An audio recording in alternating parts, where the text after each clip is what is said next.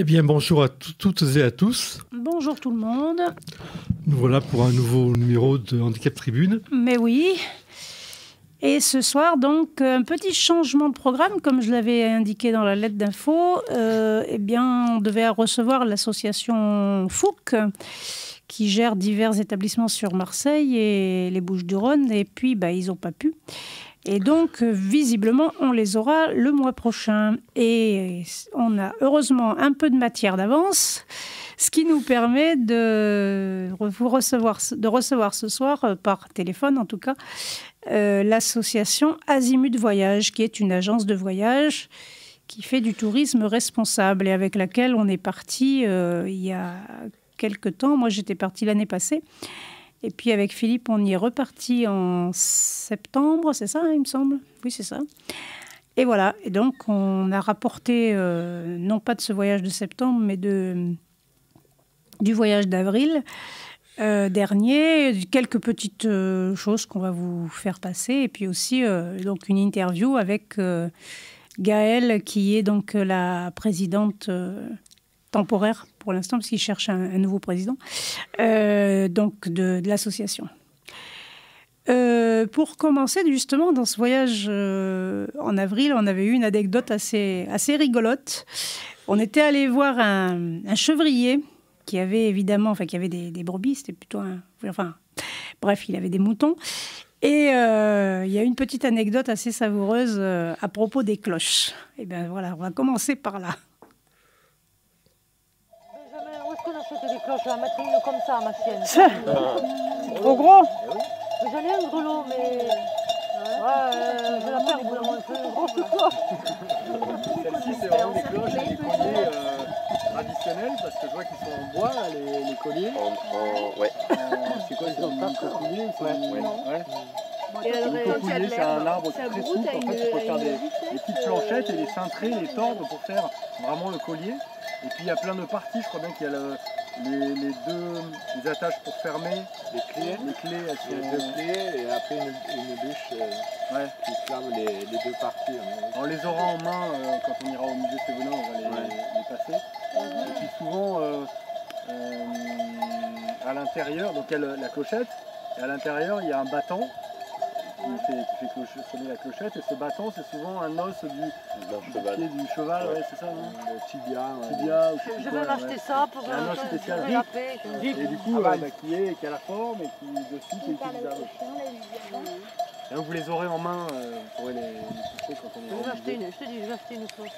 Ah bah, tu peux la mettre autour du cou à toi? Non, à Jerry. Ouais, elle me fait toujours rire cette anecdote parce que effectivement, mettre une cloche de mouton à un chien guide, à mon avis, ça va y avoir un problème. On a donc entendu dans ce petit extrait Christine Lante qui était venue avec nous en avril 2016, et puis également donc Benjamin qui est donc chevrier dans les Cévennes. Et puis, oui, parce qu'on était partis dans les Cévennes, je ne sais pas si je l'ai dit. Et donc, on avait également un des guides qui est Thibaut, je crois, si j'ai bonne mémoire. Voilà, il y aura un petit autre reportage un peu plus long tout à l'heure. Mais on va donc rentrer dans le détail de l'association avec donc Gaëlle, la présidente actuelle et temporaire par intérim donc de l'association Azimut Voyage. Vous êtes une agence de voyage ou une association ou les deux à la fois? Les deux à la fois. On a souhaité garder le statut associatif parce que ça correspond à des valeurs qu'on porte. Et puis voilà, les voyageurs sont assez acteurs dans notre association. On reverse un pourcentage du prix de vente pour mener des projets. Donc ça nous paraissait être logique d'être asso. Et ensuite, on a besoin d'être agence de voyage pour organiser les voyages comme on le fait. Et donc voilà, on a les deux. On a un agrément touristique d'agence de voyage, mais on a un statut asso et non pas entreprise. Et l'association existe depuis combien de temps? Depuis 2008, bientôt 10 ans. Et vous avez commencé comment? On a commencé au Maroc. Mon père m'a emmené voyager l'année de mon bac au Maroc. Il connaissait pas mal de personnes là-bas et puis voilà, il y a eu un coup de foudre avec ce pays. Moi j'ai fait des études dans l'édition et j'ai fait des études de sciences politiques et du coup j'étais sur Paris dans une sorte de train-train et bureau et je me suis dit que c'était bien de tenter l'aventure de créer du coup des séjours et de les faire partager à des gens comme moi j'aimais les vivre. Donc Azimut est né comme ça, au début seulement au Maroc et puis vu que les choses se sont bien passées, plusieurs voyageurs ont commencé à me demander de partir ailleurs avec la même philosophie et c'est comme ça qu'on a commencé à développer tout ça. Et alors quelles sont les valeurs justement que vous portez ? On est sur de l'écotourisme, et c'est-à-dire qu'on va partir en petit comité, on va être dans la rencontre, dans l'échange et le partage. Ça va être de partager un quotidien et à travers la marche à pied qu'on valorise plus que les transports en commun, de pouvoir découvrir un lieu. Voilà, se glisser dans une ambiance, aller à la rencontre des gens qui font le territoire. Donc après le Maroc, vous avez été dans les Cévennes aussi ? Exactement, donc le Maroc, ça fait une dizaine d'années qu'on organise des séjours là-bas adaptés pour déficients visuels. C'est un peu atypique, je ne crois pas que ça soit proposé par d'autres structures dans ce pays-là. Et donc ces voyages-là, on les a créés avec Nordine, qui est un guide avec qui on a tout imaginé. Donc on a commencé au début à tâtons avec les voyageurs. Et donc dans les Cévennes, on travaille avec une équipe de guides qui sont accompagnateurs en montagne. Et ensemble, on propose des thématiques différentes sur des semaines, en France et au Maroc. Et dans l'Aubrac aussi, depuis 3 ans. Et vous travaillez avec un public de déficients visuels uniquement ? Pas du tout. Azimut Voyage, c'est un peu tout azimut.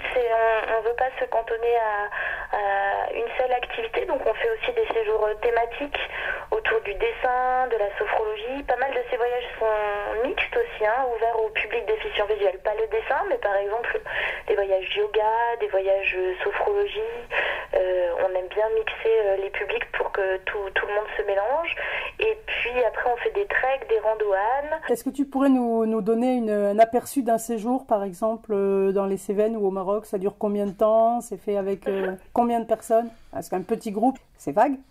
Pour nous, ce qu'on aime bien faire, en tout cas pour les séjours pour déficients visuels, c'est avoir 5 voyageurs en France. Ça veut dire qu'on va proposer à chaque voyageur d'avoir un guide par personne. Donc ça va faire un groupe de 10 personnes. Et donc il y a à peu près 2 ou 3 guides de l'équipe du noyau dur d'Azimut. Et après on a un réseau de bénévoles, de personnes qui ont envie de découvrir ce milieu-là, qui connaissent souvent pas. Et donc pendant cette semaine-là, par exemple, pour un séjour dans les Cévennes, on accueille les gens à la gare de Montpellier. Ensuite on fait un petit transfert d'1 heure, 1 heure et demie. Puis souvent on aime bien s'installer dans des gîtes.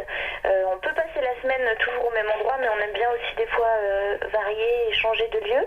Et puis les journées vont être agrémentées de balades, de rencontres, par exemple d'apiculteurs, de personnes qui travaillent la châtaigne, de chevriers. Et puis on fait des belles randos et le soir on passe des soirées en gîte tous ensemble. On peut faire aussi un petit cours de cuisine parce qu'on aime bien embaucher une cuisinière qui est avec nous et qui du coup nous prépare des petits plats. Voilà, ça peut être aussi de se faire masser. On essaie d'allier la découverte et la détente, le bien-être, parce que voilà, les personnes déficientes visuelles ont besoin d'être constamment dans l'attention, et donc c'est bien là de pouvoir se lâcher, voilà, en ayant un guide par personne et puis des moments de bien-être. Un guide par personne, c'est plutôt rare dans les associations qui font des séjours pour les personnes handicapées visuelles. D'habitude, c'est plutôt un guide pour plusieurs personnes et qui fait ce qu'il peut, j'allais dire. Là, vous avez des guides qui sont formés. Vous avez aussi, je suppose, un prix qui est quand même supérieur par rapport à... Justement, il faut les former, il faut les payer, ces guides. Alors, au niveau des tarifs, je ne saurais pas tellement vous dire, mais je pense qu'on est dans la moyenne des voyages proposés. Oui, c'est un engagement citoyen pour nous, c'est-à-dire que les guides qui partent avec nous font un effort financier, ils ne sont pas payés comme ils pourraient l'être sur un groupe en plein tarif. Voilà, donc ils font un effort pour que ces séjours puissent exister. l'association aussi, vu qu'on a des marges qui sont assez réduites, mais ça nous tient à cœur de créer tout ça. Pour nous, ça a du sens de pouvoir permettre à tout le monde de partager une vision du voyage différente, de pas forcément être 40, de pouvoir aller chez des gens en petit comité. Voilà, on n'a pas envie de voir les choses autrement et on fonctionne de la même façon pour les voyants et pour les déficients visuels. Donc la condition pour que les voyages se passent bien, c'était qu'il y ait plus de monde, c'est l'association qui prend ce coup-là en plus sur elle. Sur votre site, vous parlez de tourisme responsable. C'est ce que tu appelais écotourisme tout à l'heure ? Oui, c'est ça. Le tourisme responsable, c'est de considérer le tourisme comme levier de développement durable sur un territoire et pas comme un levier de détérioration. Donc on va essayer de prendre soin de la nature qui nous entoure. On va essayer de sensibiliser nos voyageurs à des gestes responsables pour les déchets, par exemple. On va essayer de leur offrir de la nourriture qui soit locale, qui n'ait pas fait 4 fois le tour de la planète, qui soit plutôt biologique, qui valorise des petits producteurs qui travaillent à tout ça.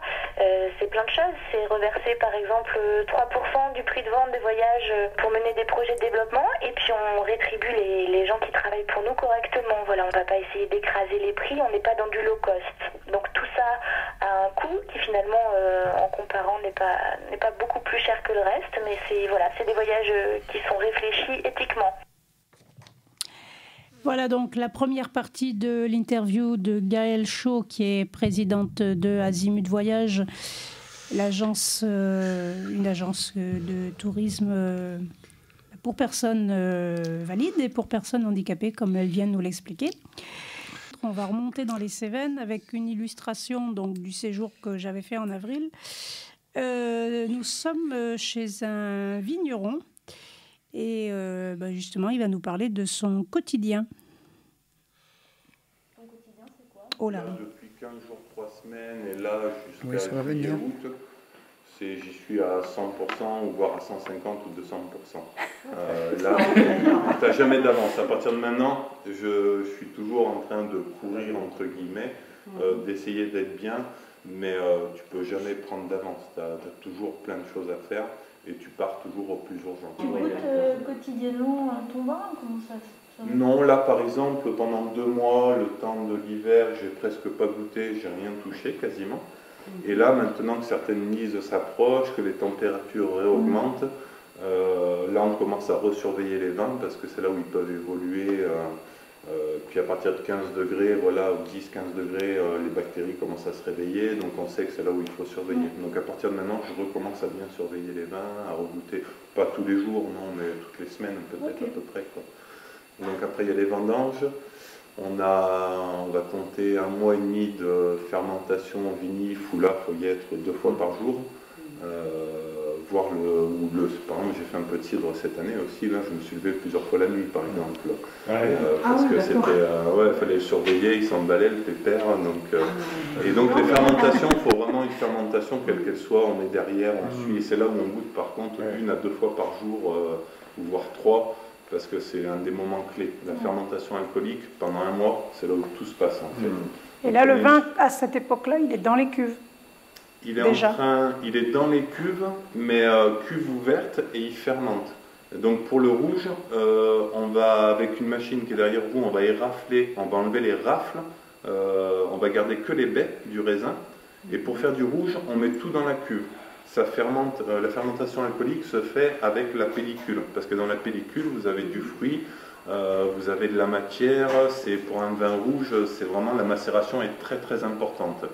Et après, une fois que le vin a consommé tous ses sucres, la fermentation alcoolique est finie. Et c'est là où il faut tout de suite vite le protéger parce qu'il n'y a plus de dégagement de CO2. Et là, le vin est entre guillemets à moitié fini. Et là, par contre, on le couvre, on le protège et on fait attention qu'il ne prenne plus l'air. Mais par exemple, une fermentation alcoolique, une des grosses cuves qui sont à côté de nous, avec notamment le cépage Cinsault qui fermente très rapidement, très vite, il y a un tel rayonnement et un tel bouillonnement que quand vous entrez dans la cave, quand j'ouvre la porte, déjà j'ai un recul, je sens la chaleur et les odeurs. Et la cuve, on a presque l'impression qu'il y a du tonnerre dehors tellement elle fait du bruit. Et quand vous en approchez, elle rayonne. Vous avez l'impression d'être à côté d'un chauffage. Elle monte à 33 degrés. C'est ultra dynamique. Vous sentez une énergie, vous entendez, vous la sentez, voilà, tous les sens vous disent que c'est ultra dynamique. Et vous ne pouvez pas rester trop longtemps dans la cave, je suppose. Alors là, tout de suite, dès qu'on rentre en fermentation, parce qu'on a des dégagements de CO2 très importants, c'est à cause de ça que toutes les années, il y a des morts dans les caves. En général, toutes les années, après les vendanges, enfin en cours de fermentation, vous avez au moins 1 ou 2 morts en France qui, souvent dans la cuve, c'est quand on nettoie les cuves, parce qu'il y a encore un peu de CO2 qui reste dans un endroit. Et on se fait prendre, et du moment qu'on s'en rend compte, c'est déjà trop tard. Du moment qu'on est déjà empoisonné, et bon, ben c'est en général. Et donc, moi, quand je rentre, tout de suite, je vais ouvrir, je laisse les caniveaux ouverts pour que le CO2, vu qu'il est plus lourd, on sait qu'il est au sol, en fait, qu'il est en bas. Donc, on s'arrange pour bien ventiler le bas, faire en sorte qu'il s'en aille. Et puis, quand on décuve les cuves, là, on fait très très attention. On est toujours 2. Et on fait très attention. Moi j'ai la chance de ne pas avoir à rentrer dedans vu qu'elles ne sont pas très grandes, donc j'ai pas trop de risques, mais le risque est toujours présent, notamment les enfants. Par exemple, je fais attention pendant la fermentation qu'il n'y ait pas d'enfants, et surtout qu'ils n'aillent pas dans des coins où le CO2 pourrait être pris, et comme les enfants sont petits, il peut y avoir plus de risques avec un adulte, par exemple. Et un masque ou quelque chose, ça te protégerait pas? Le masque, non. On a des détecteurs maintenant, éventuellement, qui bipent quand il y a un taux inquiétant. Mais ça, c'est surtout pour les grosses caves. Moi, théoriquement, si je prends mes précautions.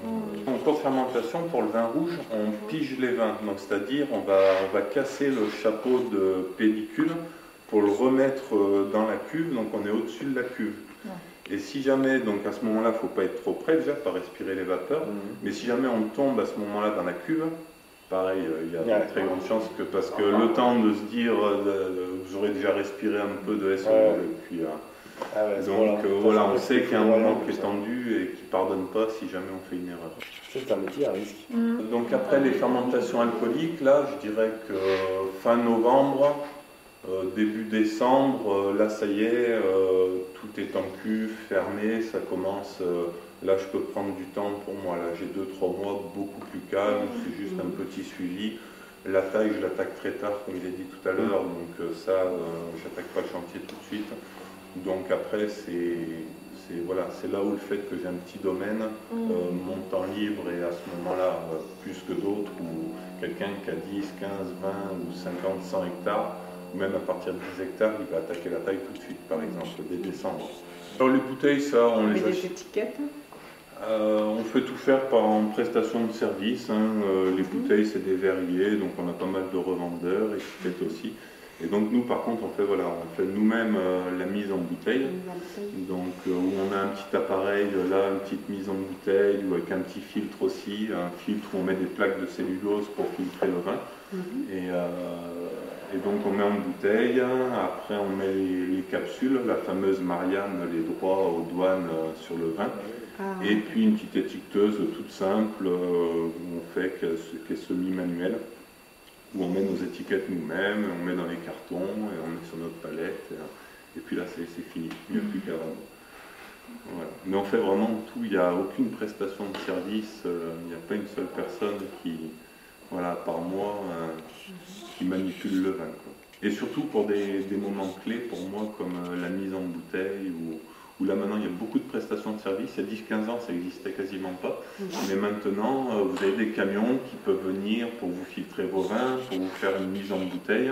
Vous avez un semi-remorque qui arrive, il y a toute la chaîne d'embouteillage à l'intérieur, les gars ils ont 5 ou 10 personnes, et en une journée ils vous font 20-30 000 bouteilles, suivant. Mais moi ça ne correspond pas du tout à mes volumes. Mais pour des gens qui ont 10, 20, 30 hectares ou plus, ils le font plutôt facilement. Voilà donc un vigneron Cévenol qui nous expliquait un peu son quotidien. C'était en avril 2016. Je ne me souviens plus le nom du monsieur, mais on a entendu notamment la voix de notre guide, Gaël, qu'on réentendra tout à l'heure. Et voilà, et nous, on va continuer avec notre voyage en compagnie d'Azimut Voyage, et avec donc les projets de développement qu'ils mettent en place, et puis les perspectives, et puis les contacts.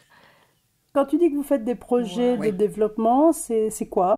Je viens de recevoir un appel, par exemple, ce matin de Nordine, qui est un guide avec dont j'ai déjà parlé tout à l'heure, avec qui on continue de travailler, qui vient de m'appeler pour me dire qu'un potier que je connais très bien dans un village dans le Haut-Atlas vient d'apprendre qu'il avait une grosse tumeur au cerveau. Il a une 40aine d'années, donc ce monsieur est très malade, il doit se faire opérer, il n'a pas d'argent, et donc en fait Nordine me disait que le village venait de récolter 5000 dirhams, ce qui correspond à 500 € à peu près, pour lui faire passer un IRM, que les médecins viennent de dire qu'il fallait l'opérer absolument rapidement, et donc là il vient de m'appeler ce matin pour me demander si Azimut pouvait lever des fonds par exemple pour permettre que ce monsieur se fasse opérer. Donc ça c'est une des actions que nous on décide de soutenir, pas parce qu'on les connaît ou pas, mais parce que ce monsieur a besoin d'aide et qu'il n'a pas les finances pour être opéré. Après on fait aussi des missions de récolte. Au début on a commencé en récoltant des couvertures, des vêtements qu'on acheminait au Maroc. Maintenant c'est compliqué avec les douanes et puis voilà les véhicules, l'essence, etc. Ça n'a plus trop de sens. Donc là ce qu'on propose aux voyageurs qui partent au Maroc, c'est de récolter quelques petites choses, des papeteries, des stylos, des vêtements qui vont pouvoir acheminer chacun dans leur bagage et puis ensuite les donner à Nordine qui va coordonner tout ça et faire des distributions. Et puis on est monté un petit peu en puissance vu qu'il y a 2 ans on a organisé avec une grosse association clermontoise de médecins et on a fait venir un bloc opératoire en fait dans le Haut-Atlas où là pendant une semaine il y a eu une vingtaine de médecins qui sont venus avec 2 à 3 tonnes de médicaments et il y a eu plein de consultations et des opérations pour des enfants. Donc nous Azimut on a fait la coordination, la logistique de tout ça et il y a une vingtaine d'enfants qui ont pu être opérés et voilà, qui vont avoir une vie réellement différente grâce à ça. Et puis tu nous as parlé pendant qu'on a fait le séjour avec toi en Cévennes d'un projet d'école inclusive. Voilà, en fait il y a une école que j'ai visitée qui se trouve à Fès, toujours au Maroc, d'enfants aveugles qui sont scolarisés, qui vivent dans ce lieu-là. Et ces enfants sont assez fabuleux, hein. Ils sont très sérieux, ils étudient beaucoup. Et en ayant fait le tour de ce lieu, je me suis rendu compte de leurs besoins qui étaient assez énormes en termes de jeux, de distraction, de loisirs. Donc ça, on y a travaillé. Il y a aussi la commission de l'association Voir Ensemble qui leur a acheminé pas mal de matériel. Donc ça, c'était bien. Et là, ce que j'aimerais faire, c'est leur offrir l'autonomie. Parce que c'est des enfants qui n'ont pas de canne blanche, qui ne peuvent pas se déplacer en dehors de leur école, qu'ils connaissent sur le bout des doigts. Donc là, je suis en train de récupérer des cannes blanches d'occasion. D'ailleurs, si des gens en ont dans leur placard, on est toujours à la recherche. Et donc, une fois qu'on aura une centaine de cannes blanches d'occasion, j'ai contacté 3 professeurs de locomotion, des jeunes filles passionnées et passionnantes qui ont à peu près 25 ans et qui sont prêtes à nous suivre pour passer une dizaine de jours dans l'école et là mettre en place un système de formation, soit des professeurs, soit des enfants. Voilà. Donc il nous faut des cannes, il nous manque pour l'instant des cannes, donc on a un peu décalé le projet et puis voilà, et ensuite on va essayer de faire ça pour leur offrir plus d'autonomie. Oui, sachant que la canne blanche est quand même encore très stigmatisante dans les pays du Maghreb. Hein. Je pense que la possibilité d'être autonome et de pouvoir bouger n'a pas de prix pour ces gens-là. Je crois pas du tout non que ça soit un problème pour eux. Ouais, parce qu'il manque de matériel. Parce qu'à une époque, en tout cas, c'était assez problématique pour les gens de circuler avec une canne blanche. C'était assez mal perçu. Je crois que c'est plutôt le handicap qui est mal perçu en général et mal accepté. Pas mal de personnes handicapées, moi j'ai rencontré des enfants ou même des adultes qui étaient cachés dans le fond des maisons parce que ces personnes-là n'avaient pas réellement d'utilité dans la société, ne pouvaient pas travailler. Donc ça, il y a un gros travail qui a été fait par le roi du Maroc aussi, qu'on doit soulever pour reconnaître le handicap. Et tous les gens, moi, que j'ai pu croiser, après ce n'est que mon expérience, étaient très contents quand on pouvait leur donner du matériel qui leur permettait d'être autonomes. En fait, la difficulté viendrait peut-être plutôt des parents ou de l'entourage que des personnes handicapées elles-mêmes. Voilà, c'est ça. Parce que peut-être qu'avec la religion, etc., il y a des choses difficiles. Enfin, comme en France, d'ailleurs, j'imagine, il y a un petit bout de temps, ça devait être... le rôle des personnes handicapées ne devait pas être clairement défini. Il y a eu des gros progrès qui ont été faits. Il y en a encore plein qui restent à faire. Ah oui, certainement. Même en France, sans aucun doute. Bon, et donc dans les perspectives d'avenir d'Azimut, qu'est-ce qu'il y a ? Alors, les perspectives, il y en a beaucoup. On est toujours en prospection là, automne-hiver, c'est-à-dire qu'on va essayer de travailler à des nouvelles destinations parce que nos voyageurs ont envie, après avoir découvert le Maroc, le Cévennes, d'aller ailleurs. Donc maintenant, on a l'Aubrac et puis on travaille à d'autres choses. On a aussi développé un gros volet autour des séjours jeunesse. Donc là, on est en train de recruter une personne qui va pouvoir m'aider un peu et prendre le relais, notamment au niveau communication, pour essayer de se faire un peu plus connaître et de continuer cette belle aventure. Tu parles de voyageurs donc, qui sont fidèles. Vous avez un volant de voyageurs qui sont justement fidèles, qui reviennent sur les séjours et qui parlent de vous aussi en bien, j'allais dire. Un taux de fidélité, on est très content de ça. Après, il faut continuer à ouvrir et je pense qu'il y a d'autres personnes qui pourraient avoir envie de voyager avec nous. Mais voilà, on est très content de ça. En tout cas, une fois que les gens sont venus, souvent ils repartent avec nous. Tout à fait. Eh ben, il ne reste plus qu'à donner les contacts. Alors, Azimut Voyage sans S, je vais vous laisser mon numéro de téléphone, 06 63 20 25 25. Donc il ne faut pas hésiter à me laisser un message ou à me contacter par mail parce que voilà, je suis souvent en déplacement et puis là je vais partir pas mal à l'étranger pour encadrer des voyages au Maroc et au Portugal. Et donc notre mail contact @azimut, AZIMUT, le tiré du 6, voyage au singulier.fr. Voilà, donc on peut répéter le mail, comme ça les gens peut-être qui ne l'ont pas noté pourront le faire. Azimut, AZIMUT, du trait d'union, voyage sans s.fr. Voilà. Et le mail, on met contact devant contact@azimutvoyage.fr.